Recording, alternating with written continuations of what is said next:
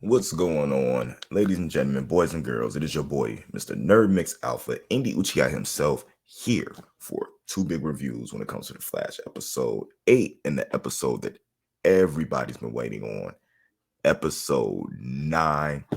Man, oh man. Let's go ahead and get through with episode 8, y'all. Partners in Time. Now, this episode was actually good for being like another trapped in a temporal loop episode, although I feel like it feels more of filler. Again, a lot of episodes this season have felt very fillerish, like they're biding time to get to the points that they want to make because they don't have enough story written or something like that, or they're trying to um use this filler to finish up, you know what I'm saying, like tie off loose ends and what is going on when it comes to the Flash and this being the final season. This episode basically revolves around Time Magnet being stole from Star Labs in 2123. The bandit who stole it ends up starting a temporal loop and getting trapped in there itself because the magnet's so powerful, they're not able to leave. So it's crazy because Star Labs itself is up for inspection because it's been forever since they've been inspected, and many of the facilities permits haven't been renewed since the particle accelerator explosion, right, of 2014. It's 2023. You haven't had your patents renewed since 2014. But Barry and Iris get together. They're going to lead the inspectors quietly around Star Labs in order to try to figure out if they can get their permits and stuff so they can stay open and keep running like they want to run.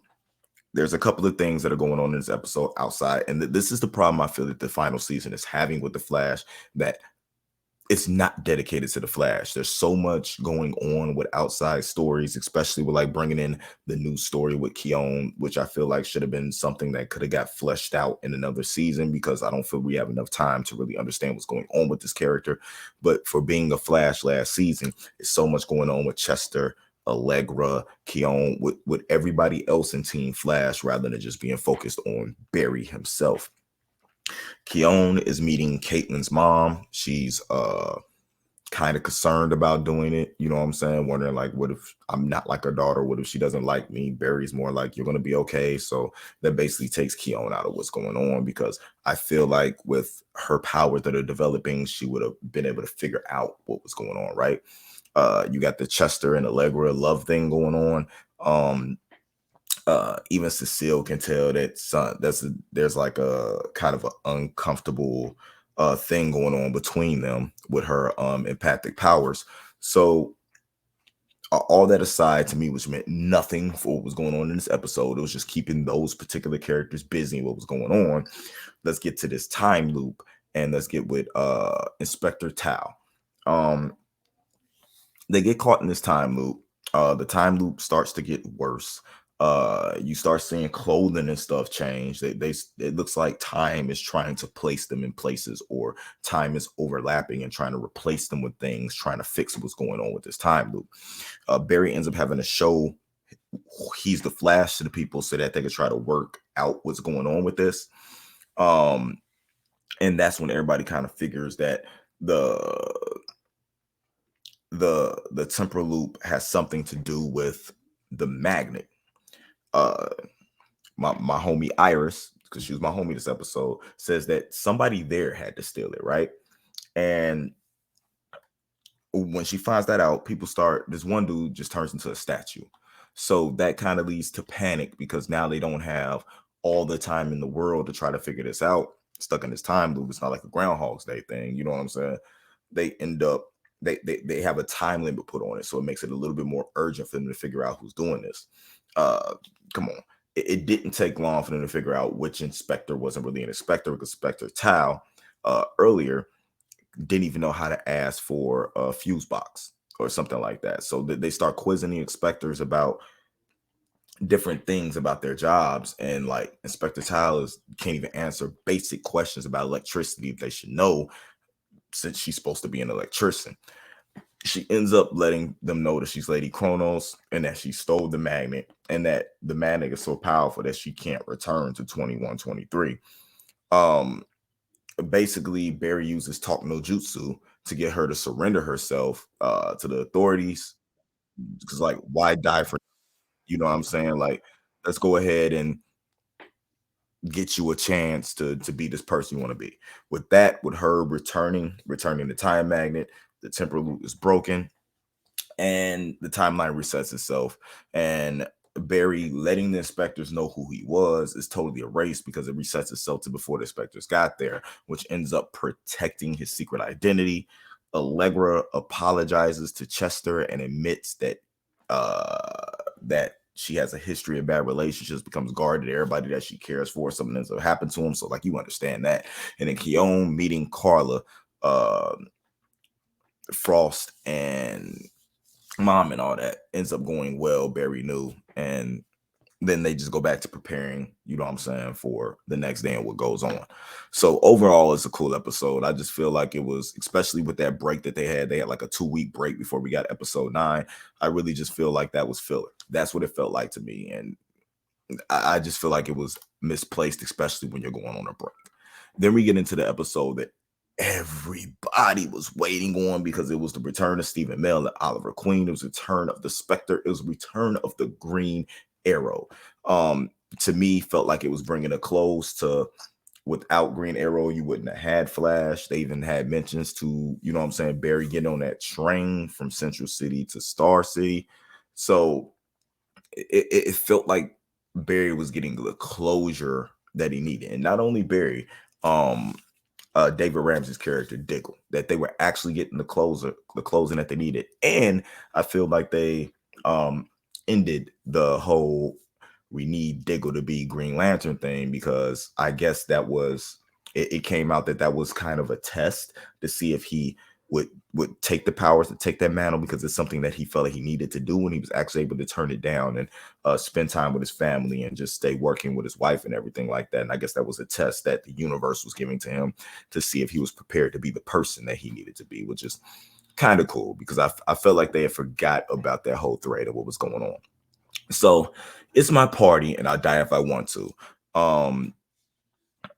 Flash, as Stephen Amell and Grant Gustin have amazing chemistry when it comes to them reprising their fan favorite roles, you know what I'm saying, for us to see.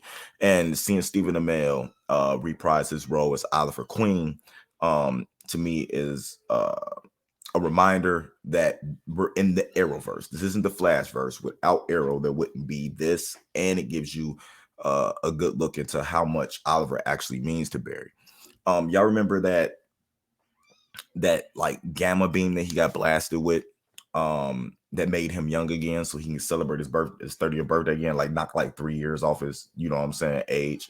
Well, they're throwing Barry another 30th birthday party, surprise party. Everybody's there. Barry really doesn't want to celebrate his 30th birthday, but he's happy, you know what I'm saying, that they did it. And then you get BloodWork crashing the party. He ended up putting parts of his blood in the champagne that they were drinking, and ends up taking control over Team Flash. However, you get Oliver Queen, despite him dying. Well, I don't even think he died. I think he made a I think he had to die as Oliver Queen to be born as the Spectre and be able to be the person that was creating the multiverse, because you found out that he didn't just restore Earth Prime, that he actually created another multiverse, and he's like the watcher. He's watching over everything to make sure everything happens, right?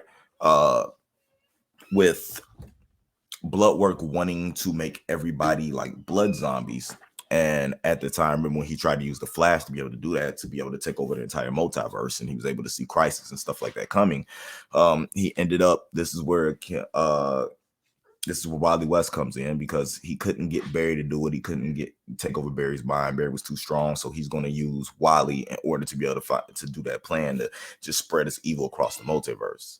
I thought that was a cool way to bring back BloodWork, who was a very powerful villain, to bring back Wily West, who I feel had so much more story to go, and just being written off the show like that for whatever means, you know what I'm saying, they had to do it, whether it was for the actors good, you know what I'm saying, for whatever was going on. I just feel like there was so much more meat on the bone left when it was to Wally West. So have him come out and have that closing out, which I hope he's in the rest of these episodes. You know, I hope we get Wally throughout the rest of the season. But to have him come back and from his trip of enlightenment to actually see what he was trying to escape from, like the situation with his mom and her being an addict, and the difference in between how he grew up and how Barry grew up was very interesting to me. So the cool thing about this episode is that Danielle Panabaker was the one who was behind the camera on this, and any episode she directed to me has not been bad. They've been good episodes. Every episode she directed has been on point. I loved it. And her view to keep this like focused on, it was Barry. This is when the Flash is at its best, is when we stay focused on the Flash, when the whole story revolves around Barry Allen, and we're not trying to do these subplots, and we're not trying to tie in all this stuff that's going on with other characters without it wrapping back around to what's going on with Barry. This is why this episode rode so well with Stephen Amell coming back, and this being the biggest highlight to me of the show. Just the chemistry between the two of them talking, the way they wrote him being able to come back, that he can only come back and help when the multiverse is in crisis, and this was a crisis the multiverse was in. That's why he was able to come back and help. Biggest highlight, just seeing him in the suit, full vigilante, get that bow, you know what I'm saying? I just love this. I just love this so much. And the fact that they brought David Ramsey back, who was having issues because he didn't get to say goodbye, you know what I'm saying, to his best friend Oliver, talking about how he could be in the store shopping with his girls, and then the grief just hit him all over again. Him bringing the bow that was found, they thought they was lost, and presenting it to Barry for his 30th birthday, and Barry not wanting it, to him like display it in the hall. It was just a really good emotional roller coaster for me, up and down. I forgot how much he meant to just the Arrowverse in general, you know what I'm saying? Keenan Lonsdale as Wally West, and the guy Cynthia who plays BloodWork. Amazing work to me. Amazing. I've always liked Lonsdale's acting. I love the way he approached Kid Flash. It's always been dope to me, and I really wish he had, like I said before, more time to be around. But we get BloodWork getting to Kid Flash. He's using Kid Flash to open a hole in the multiverse, throwing his blood out there, going to take over the whole multiverse. You get an amazing action scene of Oliver Queen doing what Oliver Queen does, just taking down infected police officers. His brutal, you know what I'm saying, way of fighting, shooting those arrows off while Flash is over, you know what I'm saying, trying to bring Wally West back into it. And you even get to see Diggle suit up himself, shooting BloodWork with a rocket launcher.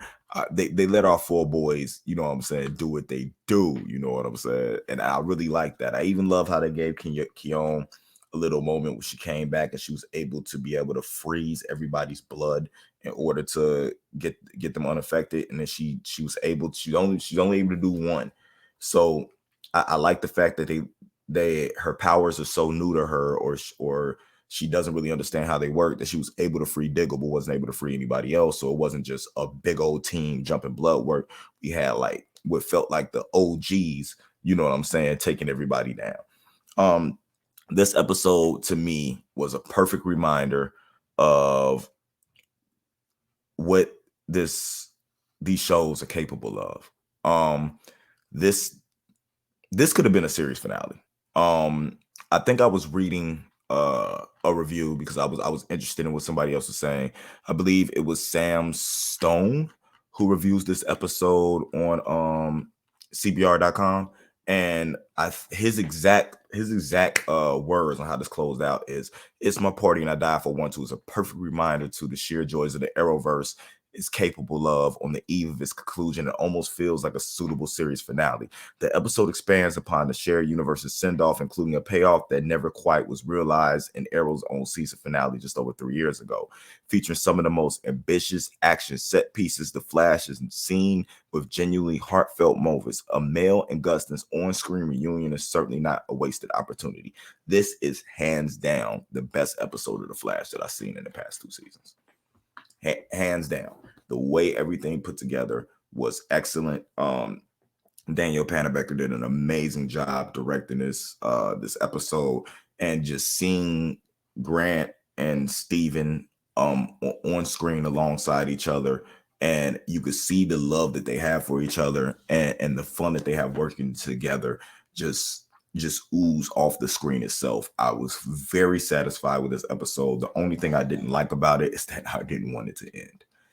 Let me know what you guys thought about basically the episode we've been waiting on the entire season of The Flash, and where do we go from here?